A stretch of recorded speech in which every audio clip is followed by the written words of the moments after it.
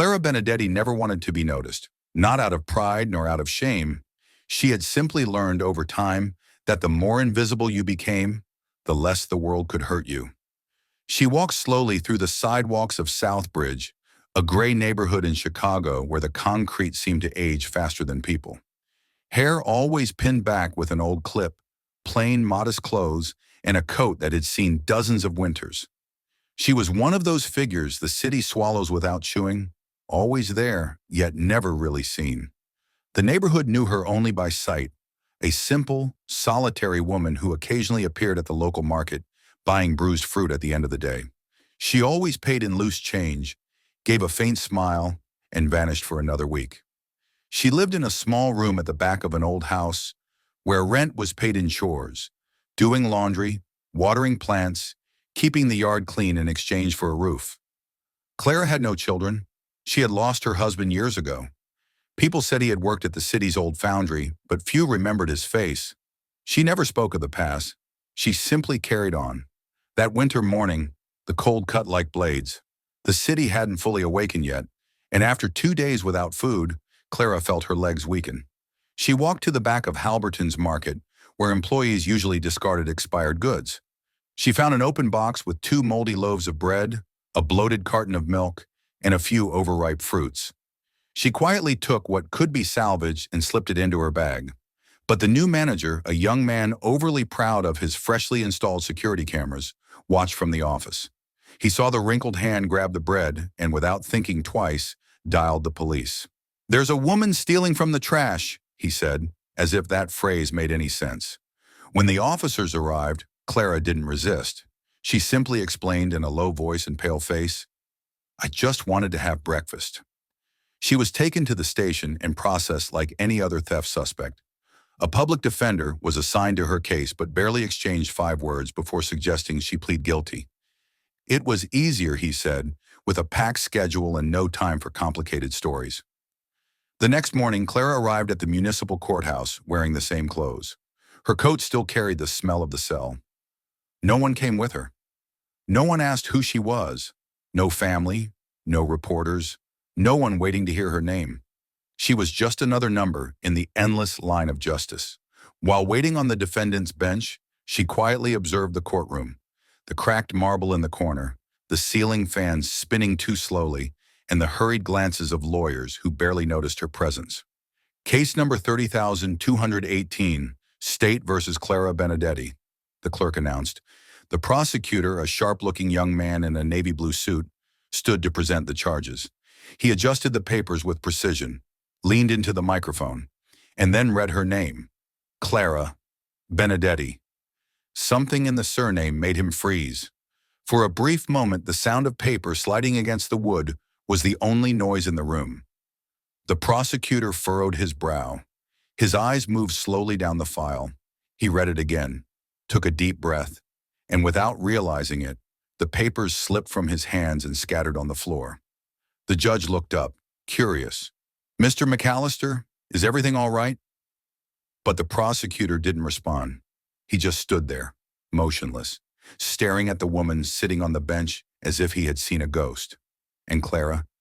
She remained with her hands folded on her lap, unaware of the sudden tension in the room, unaware that her name had awakened memories that had slept inside another soul for more than 30 years. Clara Benedetti never imagined her name would cause such unease. The moment it was spoken aloud, the prosecutor dropped his papers, lost his words, requested a recess, and rushed out of the courtroom as if he had seen a ghost. In the hallway, he called someone he hadn't heard cry in years, his own father. "Dad, Benedetti, the woman from the story, the nurse from the war, who you said saved your life."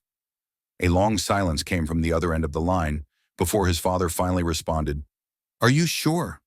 "Absolutely." The name, the features, the details, all of it matched what he had heard growing up. The forgotten heroine was now sitting alone, being tried for stealing expired bread and milk. And no one had any idea who she truly was. Meanwhile, in the courtroom, Clara remained still, hands folded in her lap, eyes tired. She was used to cold rooms and hurried glances. She was used to being ignored. But behind the scenes, something was shifting. The Historical Records Department of the Red Cross had confirmed. Clara Benedetti had served as an emergency nurse during the siege of Beirut in 1986. She had been decorated for single-handedly evacuating dozens of soldiers and civilians under bombardment, even after being wounded by shrapnel, a name long gone from headlines, but never forgotten by those whose lives she had saved. The next morning, the courtroom was packed. Cameras lined up outside. Curious bystanders and journalists tried to enter. But Clara, as she arrived, still had no idea what was unfolding. She wore the same old coat. She had no private attorney, until she noticed her public defender had been replaced. "I'm Richard Harlow," said the new lawyer, dressed in a dark suit with gray hair. "I represent the Veterans Legal Defense Alliance. Someone important took interest in your story, Ms. Benedetti." Clara said nothing. She simply nodded, not fully understanding what it meant. Minutes later, the judge entered the courtroom, followed by a group of military officers in formal uniform. Among them stood a tall man, firm voice, commanding presence. "The court will now hear testimony that may directly affect the course of this case," the judge announced. The man stepped up to the witness stand. "I am Colonel James Mason, currently stationed at Fort Hamilton. I've known Ms. Clara Benedetti since the siege of Beirut. We were evacuated under enemy fire with dozens of wounded. While others fled, she stayed behind to give aid. She carried bodies, treated soldiers, and saved lives." He paused, drawing a deep breath before continuing. "During that mission, she carried a wounded soldier for over 2 kilometers under constant attack, while injured herself. She saved his life. She never asked for recognition. She was never seen again." The courtroom fell silent. Judge Carmichael, who had been quietly observing, slowly removed his glasses. His eyes were filled with tears. He took a deep breath, then broke the silence. "That soldier was me." A collective gasp swept through the room. The revelation fell like a silent explosion. "I spent 20 years trying to find the woman who carried me that day. All I had was a name, shouted through the chaos. 'Benedetti, you told me. Just keep breathing, kid. Your story isn't over.'" Clara looked directly at him for the first time. The judge was no longer a distant authority behind the bench. He was the wounded young man she had dragged through the rubble while the world was falling apart. The prosecutor stood, visibly emotional. His voice trembled. "Your Honor, given the new evidence and the clear history of service and dignity of the defendant, the state requests immediate suspension of all charges against Ms. Clara Benedetti and that she be given the proper support she deserves." The judge, now visibly moved, nodded. "Request granted. This court hereby suspends all proceedings.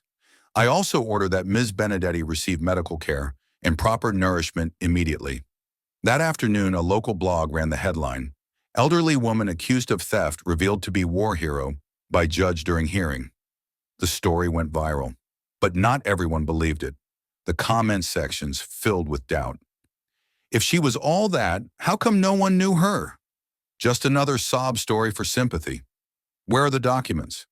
At the detention center where Clara had spent the night, a misinformed young inmate shoved her. "So now stealing food and pretending to be a vet gets you fame?" Clara didn't respond. She didn't raise her voice. She simply held tightly to the photo of a bloodied, smiling child. The same image that had once made her the face of a forgotten war, and was now resurfacing to remind the world of who she really was. The next day, the courtroom gallery was packed again. The press was not allowed inside, but waited eagerly outside. Inside, the silence was reverent. The judge rose and spoke. "This is no longer just a hearing. It is a historical correction and a lesson." Clara, once overlooked, was now the center of the room. But she didn't seek the spotlight. She simply wanted to breathe with dignity again. And in that moment, even not knowing what would come next, she no longer carried the weight of injustice alone. She had been seen, finally. By that point, the judge had already recused himself from the case, but remained in the courtroom as a citizen. The woman before him, once invisible, was now the center of a silence filled with respect. Outside, journalists and onlookers crowded together, trying to understand how a theft suspect had become the protagonist of one of the city's most moving stories. And among the faces, one man pushed through the crowd, visibly shaken. The store manager, Mr. Halberton. He entered the courtroom before the formal proceedings had ended. "Excuse me," he said, his voice tight with emotion. "I didn't know. I thought she was just another one. I'm ashamed." Clara looked at him. For a moment she said nothing. Then she simply nodded, a small tilt of her head. Her silence spoke louder than any sentence. Within 48 hours, the story took on a life of its own. A veteran support organization launched a donation fund in Clara Benedetti's name. In less than 2 days, over $200,000 had been raised. A photo of her sitting on the defendant's bench was placed side by side with an old wartime image. Clara carrying a wounded child during a bombing raid. A woman who had once saved lives was now being judged for trying to survive. The response was so overwhelming that the Department of Veterans Affairs announced a review of thousands of archived cases. Lawmakers cited the Benedetti case as they introduced legislation to reform the military benefit system. Clara had become a symbol of a wound the country had long refused to see, and now could no longer ignore. In a private moment away from the cameras, the judge finally had the conversation he'd waited decades to have. "That day in Beirut, you dragged me to the helicopter, even while injured," he said. "The medics told me you refused treatment until you knew I was stable." Clara remained silent. "You said something to me in the middle of the rubble. 'Keep breathing, kid. Your story isn't over.'" The judge smiled, eyes glassy. "Those words kept me alive. They brought me here." Clara looked at him gently. "I didn't do more than I had to. Sometimes saving someone is the only way to stay alive on the inside, too." 3 days later, Clara returned to the courtroom, not as a defendant. She wore a modest suit donated by a group of female veterans. Pinned to her chest were medals long buried by time: the Florence Nightingale Medal, the Red Cross Award of Merit, and an International Commendation for Humanitarian Service. The state formally acknowledged its failure and awarded her compensation for the 22 years of lost benefits due to administrative neglect. Standing before the cameras, Clara spoke for the first time. "I don't want pity. I just hope no one else has to disappear to be seen. It wasn't the cold that froze me inside. It was being forgotten." Her story swept across the country. Schools, universities, and assemblies began discussing how heroes returning from war vanish into the bureaucratic shadows. The photo of Clara in uniform resurfaced, now placed next to the image of her sitting alone on the bench, judged for stealing bread and milk. 6 months later, Clara moved into a small apartment through the Dignified Refuge program, designed for homeless veterans. It was her first stable home since her brother's death. On the wall were just a few photos: her and Luca as children, the child she rescued in Beirut, and now a new one, her standing beside the judge, the same boy she once told to keep breathing. Clara declined most interview requests, but she agreed to speak at public schools, sharing her story. Her calm, direct, undramatic way of speaking touched young people. She didn't talk about heroism. She talked about responsibility, about carrying on even when the world forgets you exist. One afternoon, she sat on a bench in Lincoln Park, watching children play. It was the same bench where, years ago, she'd wrapped herself in cardboard during frigid nights. But now she didn't sleep in hiding. She existed, she was seen, and remembered. A sculpture was installed in front of the Chicago courthouse. It showed a woman carrying a child through rubble. Next to it, the inscription read, "Justice is remembering those who were once forgotten." The mayor, visibly moved, announced the creation of the Benedetti Initiative, a permanent fund to provide free legal defense to female veterans and individuals in extreme vulnerability. Weeks later, a boy from a nearby public school wrote in his class newspaper, "Some people don't wear expensive clothes, they wear scars and stories no one remembers to ask about." The essay won a citywide contest. It was read aloud at a legislative session. At the end, a gentle-voiced woman was invited to the stage to receive a bouquet of flowers. Her name echoed through the microphone: Mrs. Clara Benedetti. She walked with slow, steady steps. She no longer lowered her eyes.